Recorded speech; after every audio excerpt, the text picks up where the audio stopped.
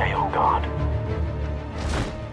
The first episode of Telltale's Batman series quickly introduces an intricate story of crime and politics. The way it constantly shifts between brutal, fear-inducing action, detective work, and the social pressure that comes with making any kind of public appearance as the mega-rich Bruce Wayne. This is the necessary evil of politics, Bruce. Combines into a sometimes unevenly paced, but multifaceted, complex adventure that does justice to Batman. I know you're trying to create a myth, but be careful you don't turn into a monster. Anyone who has played a Telltale game will be familiar with the punishing consequences of having to make tough choices under the pressure of a timer, and Bruce Wayne's position as a political influencer make even a public handshake a tense decision. I almost always felt like I'd made the wrong decision or totally screwed up an interaction with another important member of Gotham's social hierarchy. The two separate roles you have to play are absolutely to credit for that intensity. How will this choice affect Bruce Wayne, and how will it affect Batman?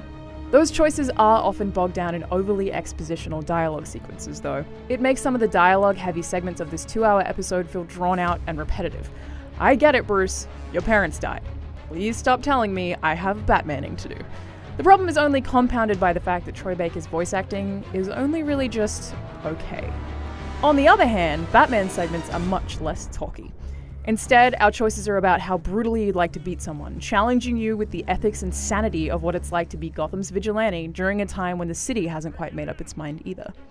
The quick-time event-based combat constantly evolves to incorporate different gadgets and make awesome cinematic use of space too, with Batman's comic book look translating beautifully into Telltale's recognizable art style. Consistently unique actions and animations make combat a treat to watch, but remember that watching is most of what you do.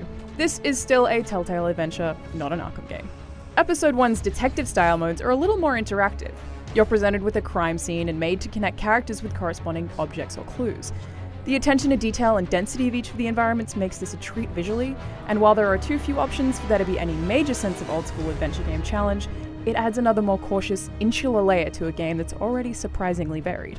But it's only the start of the journey for Batman the Brawler, Batman the Detective, and Bruce Wayne the Politician. 3 almost entirely separate characters and playstyles that already have me invested in the future of Telltale's Batman. I told you everything I know! You'll never hold a gun steady again. For more on everything Batman, stay right here on IGN.